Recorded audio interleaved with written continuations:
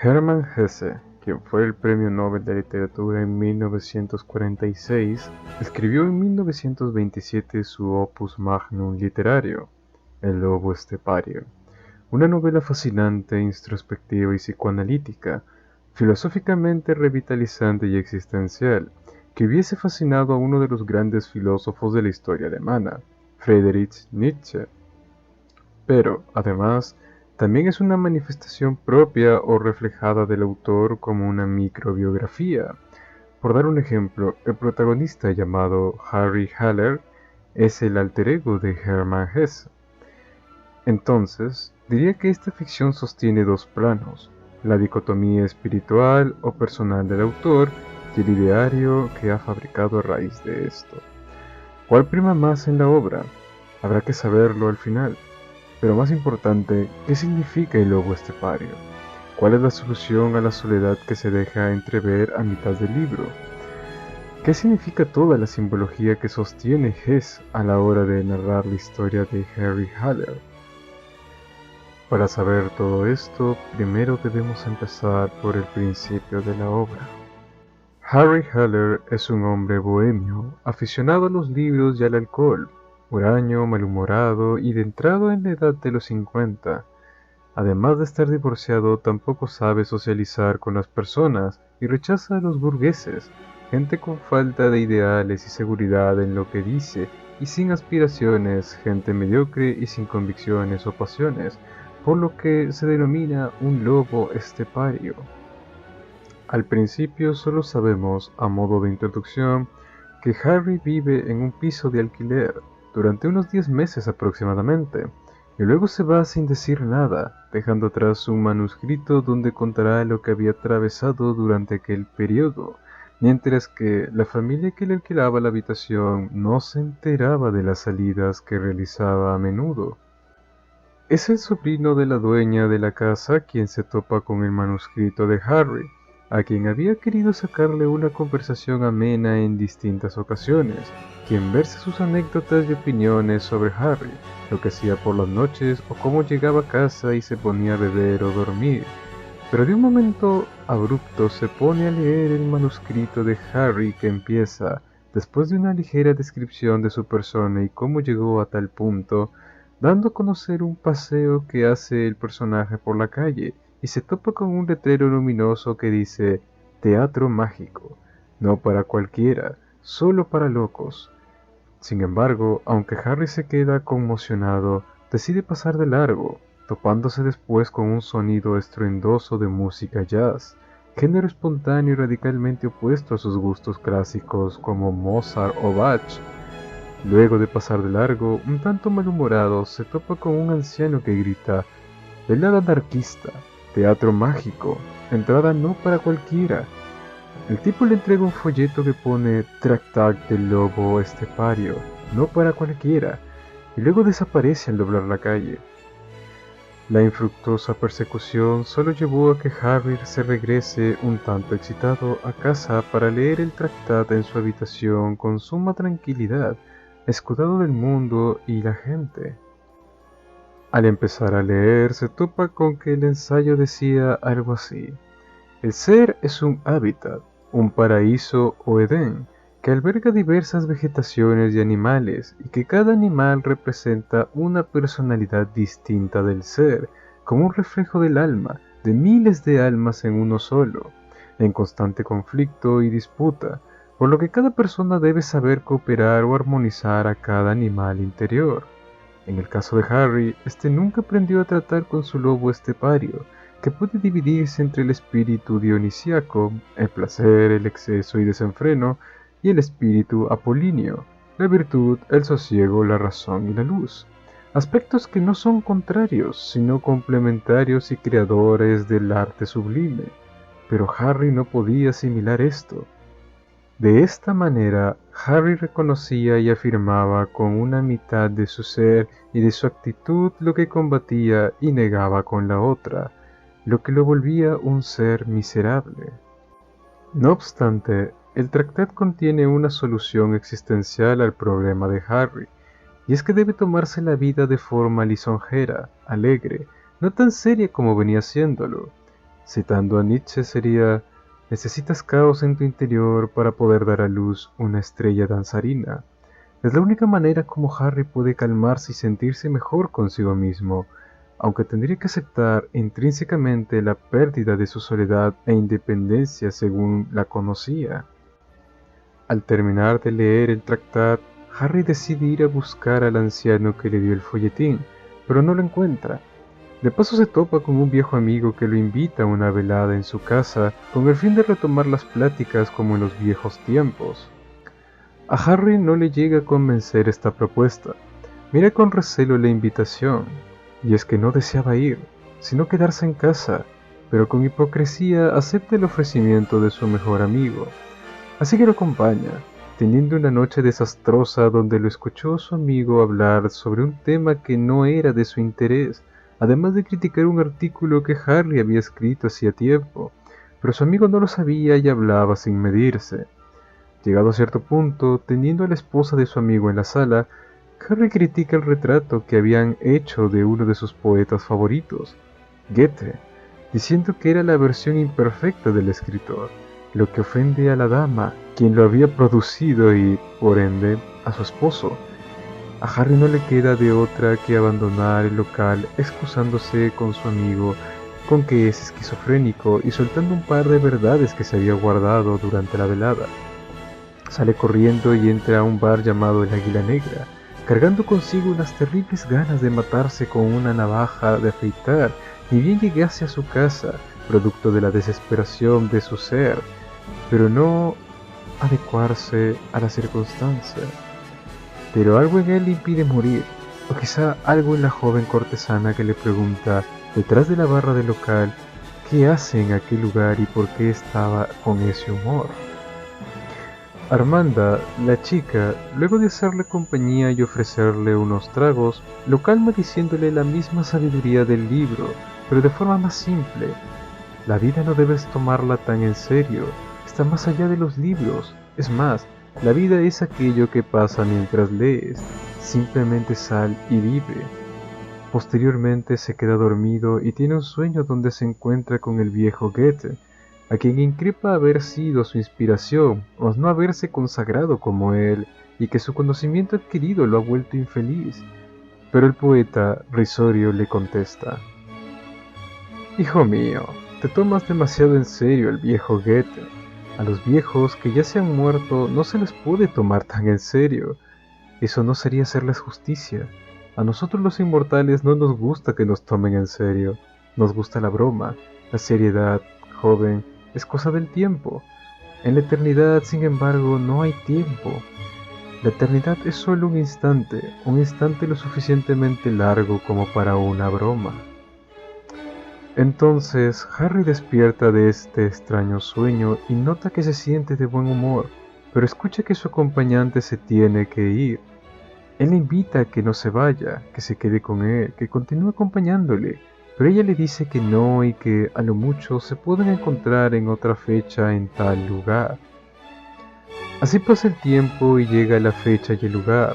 Armanda y Harry se ven y establecen que, en principio, ella es algo así como una cortesana, una que quiere enseñarle a Harry a vivir sin ninguna complicación, o disfrutando los diferentes aspectos de la vida. Pero a cambio, Harry tiene que hacerle un favor a ella: matarla.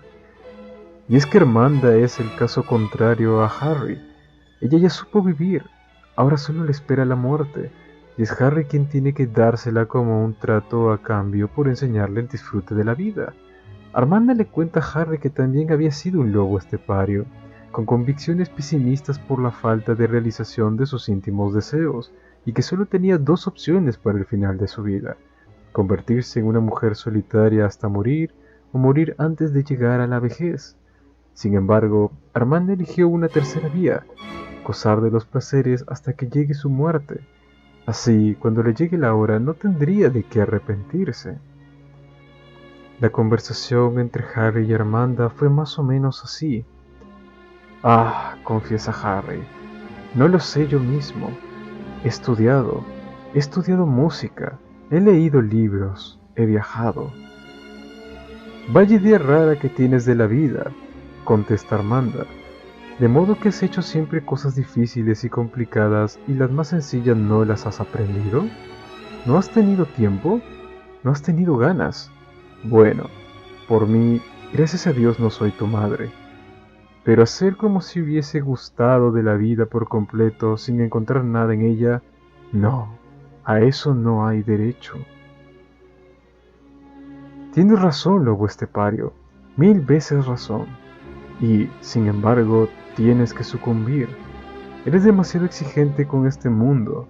El mundo te rechaza. Eres demasiado para él. El que hoy quiera vivir y alegrarse de su vida no debe ser ni como tú ni como yo. El que en lugar de cha-cha-cha escoja música, en lugar del dinero escoge el alma, en lugar del jugueteo escoja la pasión pura, ese, ese no encontrará un hogar bonito en este mundo que tenemos que padecer. En los siguientes días, Armanda le enseña los diferentes aspectos que Harry rechazaba de los burgueses.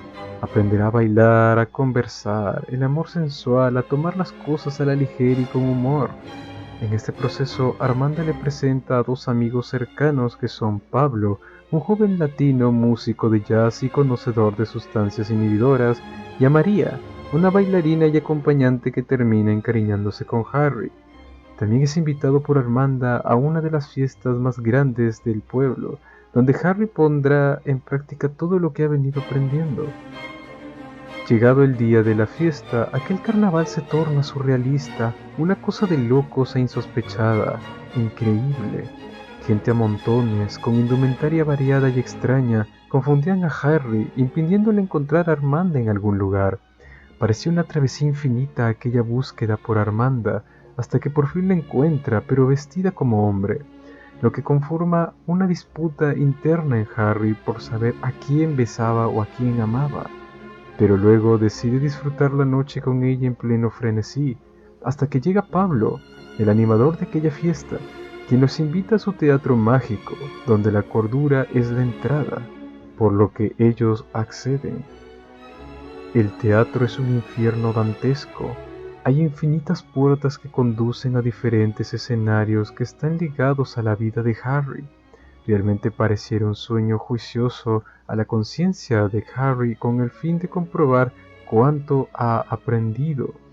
Y en esos escenarios se topa con personas conocidas, su amigo que lo había invitado a su casa, María, su ex esposa y Harry de joven, al lobo estepario, una bestia, etc. Parecía una especie de representación mortuoria de toda la vida y personalidades de Harry, una muerte simbólica que él atraviesa hasta llegar a una habitación, donde encuentra a Armanda y a Pablo tirados en el piso, sugiriendo una escena donde ambos lo habían hecho apasionadamente. Harry cumple con la voluntad de Armanda, aquella promesa donde ella le pedía morir, así que él le incrusta una daga por el costado y luego se arrepiente de su acto, por lo que es llevado a juicio en el propio teatro mágico. Entonces, Mozart aparece y lo acusa por no haber aprendido lo elemental que Armanda le había enseñado. Amigo mío, aprenda a tomarse en serio lo que es digno de tomarse en serio, y ríase usted de lo demás. Usted ha hecho de su vida una horrorosa historia clínica, de su talento una desgracia, y usted, ahora que lo veo, no ha sabido emplear a una muchacha tan linda, tan encantadora, para otra cosa más que introducirle un puñal en el cuerpo y destrozarla. Seguido, Harry queda sentenciado como un ser desafortunado y patético. Tiene que vivir. Vivir para que entienda lo que significa la vida, para que aprenda a tomarse las cosas a la ligera y dome a su lobo estepario. Y aquella decisión queda firmemente avalado por la carcajada de los presentes atentos al juicio. De repente, Harry parece despertar y se encuentra con Pablo, quien le dice que lo ha decepcionado y que, en otra ocasión, muy lejana, puede venir al teatro mágico, pero parte de su castigo le impide retornar hasta que haya aprendido la lección. Y es aquí donde pienso en el significado del libro y lo que puedo decir al respecto. Hermann Hesse pudo haber escrito esto como si fuese una terapia psicoanalítica, una terapia donde él debía matar una parte de sí mismo para no depender de su inhibidor, quien es representado como Armanda en la obra, y encontrar esa vía para sobrellevar su existencia, lo que me recuerda a la frase final del libro. Alguna vez llegaría a saber jugar mejor el juego de las figuras, alguna vez aprendería a reír. Pablo me estaba esperando, Mozart me estaba esperando. Digo esto por la condición del autor, quien se retrata como Harry, un depresivo, una depresión producto de los libros y la guerra, que se había participado en la Primera Guerra a favor del Estado alemán, pero luego tuvo una vuelta de tuerca. El mismo Estado se le fue encima, su padre muere, su esposa presenta ataques de esquizofrenia y su hijo enferma. Todo esto lo imbuye en cierta psicosis que lo trató con el psicoanálisis de Jung. En esta obra se hace diversas reflexiones sobre la guerra, reflexiones que, para mí, engloban la condición del ser humano y su condena por el simple hecho de nacer en un lugar determinado bajo cierto contexto. Pero aun cuando no conocía ya el concepto del deber, conozco el concepto de culpa. ¿Acaso los dos sean la misma cosa? Por haberme traído al mundo una madre, ya soy culpable, ya estoy condenado a vivir, estoy obligado a pertenecer a un estado, a ser soldado, a matar, a pagar impuestos para armamentos. También considero que esa condena va más allá del conflicto bélico, es un conflicto con los demás seres humanos, tener que verlos, convivir con ellos, hacer cosas con el fin de agradar y no sentirse excluido o ajeno a la realidad donde nacimos. Es lógico pensar que un ser diferente a estos transgreda con lo que se supone dicta la sociedad. He ahí el lobo estepario. Quizá Hesse se introspeccionó y dio una simbólica tesis en cuanto al lobo estepario, aquel animal que representa la soledad de uno y que pocos han adoptado como su personalidad característica, pero la perspectiva en torno a su salvación con la risa y el buen humor me deja insatisfecho. Nietzsche dice lo mismo, al igual que otros autores, pero no creo que la risa y la levedad sea la forma como estar bien consigo mismo. O sea, si ayuda demasiado tomarse las cosas a la ligera, disfrutar los aspectos espontáneos, pensar en el placer, en el hedonismo, como nuestra forma de vivir, pero considero y entiendo que hay algo más que la risa, el placer y la levedad, aspectos que no pueden ofrecerle al ser, por su propio carácter implícito, calmar a las bestias del Edén. Y es que la risa y la levedad solo ayudan a mostrar cada animal que representa nuestro ser, pero no resuelve el conflicto interno. Todos buscan protagonismo, no puedes otorgarlo a todos. ¿Qué se debe hacer si no surge esa personalidad en su debido momento? Estas preguntas todavía me siguen dando en qué pensar, por lo que la respuesta llegará en la segunda parte de este análisis.